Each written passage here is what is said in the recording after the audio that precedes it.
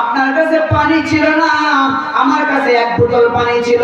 ওই সময় আমি যদি পানিটা খেয়ে ফেলতাম তাহলে আপনি মারা যাইতেন। আমি নিজে না খাইয়া আমি আপনাকে এক গ্লাস পানি দিয়েছিলাম, মনে আছে কি? তখন আল্লাহ তাআলা ওই আলেমের সামনে সেই দৃশ্য তুলে ধরবেন। ওই দৃশ্য দেখিয়া আলেম বলবে, হ্যাঁ মনে আছে, ওই সময় তুমি যদি আমাকে পানি না দিতাম তাহলে আমি গলা কাটা মুরগির মতো ছটফট করে মারা যাইতাম। ওই সময় তুমি আমাকে এক গ্লাস পানি দিয়েছিলে, মনে আছে? মনে আছে? বলে ওই সময় কঠিন বিপদে আমি আপনাকে এক গ্লাস পানি দিয়েছিলাম, এই দৃশ্য মনে আছে? বলে আপনাকে বিপদে আপনাকে আমি এক গ্লাস পানি দিয়েছিলাম ওই কঠিন বিপদে, আজকে আমি বিপদে পড়ছি, তাহলে আপনি আমাকে উদ্ধার করবেন না? আপনি তো জান্নাতের টিকিট পেয়ে গেছেন। তখন সে আলেম বলবে, হ্যাঁ দুনিয়ার বিপদে তুমি আমাকে হেল্প করেছো, আমিও তোমার আসরের বিপদে আমি তোমাকে সহযোগিতা করব। বলে সুবহানাল্লাহ। আলেমকে মহব্বত করা, এক গ্লাস পানি যথেষ্ট। এক গ্লাস পানি কি একজন আলেমকে মহব্বত করা দ্বারা বহুত টাকা পয়সা লাগে না। এক গ্লাস পানি খাওয়া, একটা চাই খাওয়া যায়, একটা মহব্বতের বহিঃপ্রকাশ না? আপনি এক বন্ধা হুজুর পানি দিন, একটু কি বলে আমাদের চাপ দিয়ে দিলেন, এটা মহব্বত না? এই মহব্বত উসিলা হয়ে দাঁড়াবে আসরে মজা বলবে, হুজুর আমি আপনাকে মহব্বত করছিলাম। কি মহব্বত? বলে এক গ্লাস পানি দিয়েছিলাম, এক গ্লাস দুধ দিয়েছিলাম, একটু চা খাওয়াইছিলাম। এই বিভিন্ন প্রকাশ করবে যে আমি এটা করেছিলাম। তখন কি হবে? ওই আলেম আল্লাহর কাছে যাবে, আল্লাহর কাছে কি বলবে, আল্লাহ নেন আপনার জান্নাতের টিকিট আপনি নিয়ে যান, আমি জান্নাতে যাইতে চাই না। তখন আল্লাহ বলবে, কি বান্দা কি হয়েছে? আমি তোমাকে জান্নাতের টিকিট দিলাম, ফেরত দেব কেন?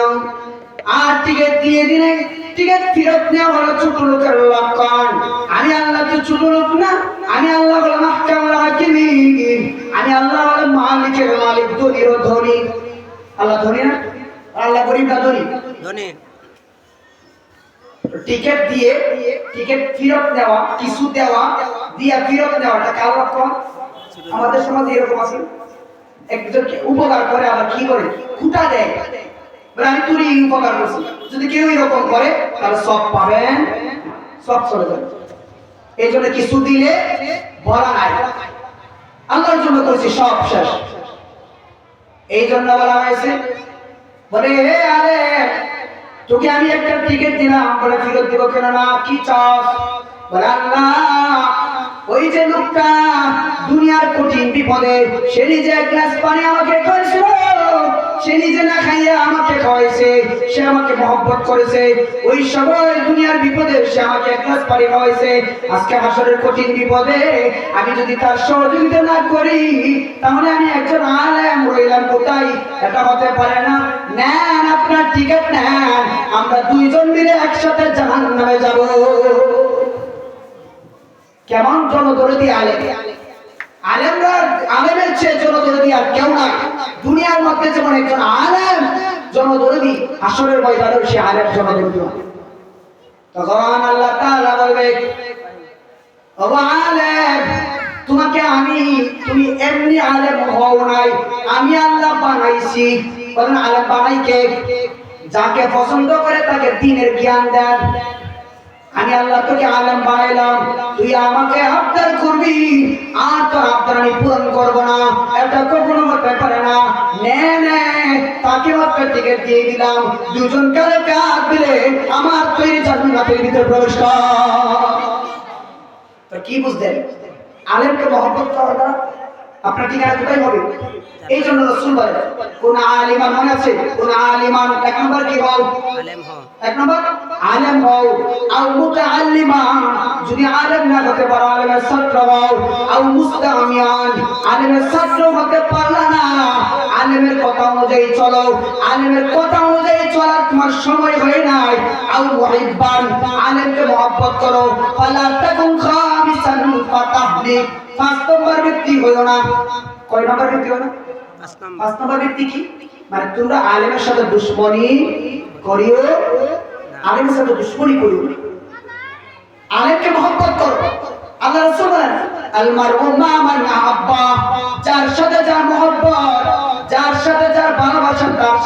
হাসর হবে।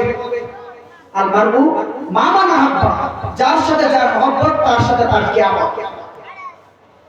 এই জন্য আলেমকে মহব্বত করলে হাসরের ময়দানে আলেমের সাথে উঠবে। আর যদি মহব্বত থাকে গাঁজাখোরের সাথে, হাসর হবে গাঁজাখোরের সাথে, নেশাখোরের সাথে। কেন?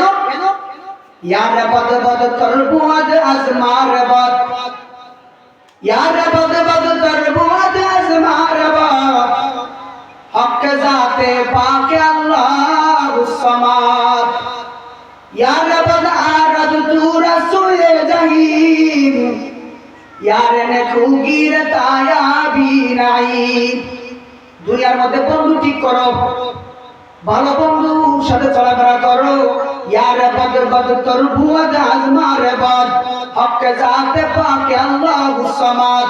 ভালো বন্ধু তোমাকে জান্নাতের দিকে নিয়ে যাবে, আর খারাপ বন্ধু তোমাকে জাহান্নামের দিকে নিয়ে যাবে। ব্যাখ্যা করেন, এক বন্ধু খারাপ বন্ধু গানে যায়, বন্ধু তোমাকেও সাথে করে নিয়ে যায়। বন্ধু নাটক সিনেমা দেখতে যায়, তোমাকেও সাথে করে নিয়ে যায়। বলে সে কোথায় যাচ্ছে? জাহান্নামের দিকে যাচ্ছে। আরে বন্ধু ভালো, সে নামাজে যায়, বন্ধু আমাকেও সাথে করে নিয়ে যাও, আমাকেও। বন্ধু কোথায় যাও? বলে ওয়াজে যায়, আমাকেও সাথে করে নিয়ে যাও। বলে সে কোথায় যেতেছে? জান্নাতে যেতেছে। বলে ভালো বন্ধু গানে যায়, জাহান্নামে যায়, নাটক সিনেমা দেখতে যায়, জাহান্নামে যায়। আর ভালো বন্ধু কোথায়? মাহফিলে যায়, নামাজে যায়, জান্নাতে যায়। এই জন্য ইয়ার বদ বদ তরবু আজ আজমার বদ, হক জাতে পাক আল্লাহুস সামাদ। ইয়ার বদ আরাদ তু রাসূলে জাহিম, ইয়ার নে খুগির তায়াবি নাই। ভালো বন্ধু কোথায় নিয়ে যায়? জান্নাতের দিকে নিয়ে যায়। আর খারাপ বন্ধু জাহান্নামের দিকে নিয়ে যায়। ব্যাখ্যা বুঝেন নাই? এক বন্ধু কি নেশা করে, বলে সে আপনাকে নামাজ শেখাবে, নামাজ শেখাবে। সে বিড়ি খায়, আপনাকে একদিন এমন করবে সে আপনি শিখে দেবেন। সে মদ খায়, চলতে চলতে আপনি একদিন মদ খাবেন। সে গাঁজা খায়, আপনি একদিন দেখবেন চলার পথে খাওয়া শুরু করবে। দেখা দেখি। এই জন্য এই জাতীয় জিনিস গানে যাইতেছে, মানে সে কোথায় যাইতেছে? জাহান্নামের দিকে যাইতেছে। আর আপনার ভালো বন্ধু ভালো, সে নামাজ পড়ে, আপনিও একদিন নামাজে যাবেন। সে ওয়াজে যায়, আপনিও সে ওয়াজে যাবেন। ভালো কাজে আগাবেন আর জান্নাতের দিকে যাবেন। আপনাকে আল্লাহ বিবেক দিয়েছে, আপনি বুঝেন কোনটা ভালো কোনটা খারাপ। এই জন্য বন্ধু ভালো বন্ধু হওয়া চাই। এই জন্য আপনার মহব্বত যদি আলেমদের সাথে থাকে, বলেন একজন আলেম আপনাকে গানে নিয়ে যাবে, বলেন সবাই বলেন গানে নিয়ে যাবে। একজন আলেম আপনাকে কোনদিন গানের দিকে নিয়ে যাবে, সে আপনাকে মসজিদে নিয়ে যাবে, সে আপনাকে ওয়াজে নিয়ে যাবে। এই জন্য বন্ধু যদি আপনার মহব্বত থাকে আলেমের সাথে, তাহলে হাসর হবে আলেমের সাথে। আলেম কেমন?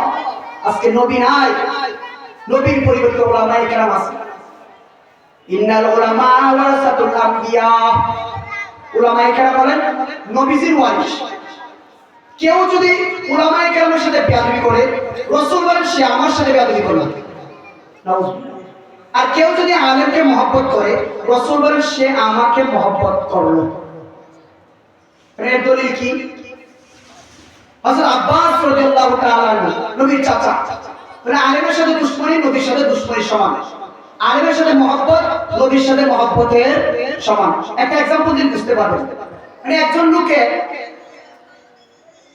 বাপ মারা গেছে, জন্মের আগে কি বাবা মারা গেছে, তার লালন পালন করে চাচা, চাচা বড় করলো, পড়ালেখা করলো, সবকিছু করলো।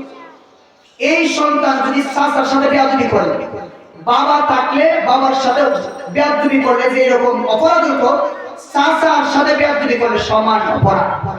যেহেতু বাবা নাই, বাবা আছে, বাবা নাই, চাচা ছোটবেলা থেকে কি করছে? লালন পালন করছে, পড়ালেখা খরচ করালো, সবকিছু করলো। বাবার দায়িত্ব কে করছে? চাচা। কারণ কে পালন করছে? চাচা। কি দরকার ছিল এটা করার? দায়িত্ব ছিল, তবু করছে। এবার সেই সন্তান যদি চাচার সাথে বেয়াদবি করে, ওই বাবার সাথে বেয়াদবি করলে যেই রকম গুনাহ হইতো, অপরাধ হইতো, চাচার সাথে অপরাধ করা দ্বারা সেই রকম অপরাধ। এই জন্য এখন নবী আছে? তাহলে নবী আছে? নবী না। নবীওয়ালা দায়িত্ব কাজ উলামায়ে কেরাম পালন করছে, নামাজ পড়াইছে। আমিও আলেমের সাথে নামাজ পড়ি, আজকে নবী যদি থাকতো নবীর পিছনে নামাজ পড়তাম, নবীর সাথে চলাফেরা করতাম। তাহলে নবীওয়ালা কাজ আলেম করতেছি, তা আলেমের সাথে যারা ব্যাপারী করবে, রসুল বলেন সেজন্য আমি রসুলের সাথে ব্যাপারী করব। আর আলেমকে যারা মহব্বত করবে, রসুল বলেন সে আমাকে মহব্বত করবে। এই জন্য আলেমদের সাথে সম্পর্ক রাখলে আপনার ঠিকানা জান্নাত, আর আলেমদের সাথে দুশ্মনী করলে আপনার ঠিকানা হবে জাহান্নাম। এই জন্য উচিত আমাদের চলাফেরা আলেমদের সাথে হওয়া উচিত। আপনি যদি নেতা পদের সাথে চলেন সমস্যা নাই, আপনার দল ভিন্ন থাকতে পারে, কিন্তু আমার নেতা আমার দল যদি ইসলামের বিরুদ্ধে যায়, আমি আমার নেতাকে ডাকতে পারি না। আমার নেতা যদি ইসলামের বিরুদ্ধে বলে, আমার নেতাকে আমার এক মিনিটও মানা যাবে না। আমার নেতা যদি কোরআনের বিরুদ্ধে বলে, আমি আমার নেতাকে মানা যাবে না। আমার নেতা যদি আলেম ওলামার বিরুদ্ধে বলে, আমি আমার নেতাকে মানা যাবে না। এই জন্য এই কোরআন হাদিসের ক্ষেত্রে কোনো আপোষ হবে না। এই জন্য বলতেছিলাম, শিক্ষা যারা মাদ্রাসা শিখে, এই শিক্ষা অর্জন করা আমাদের জন্য ফরজ। উযু গোসল শিক্ষা করা আমাদের জন্য ফরজ না? আমাদের জন্য ফরজ। পাশাপাশি আমাদের ছেলে মেয়েদেরকে এই প্রাথমিক শিক্ষা অর্জন করা আমাদের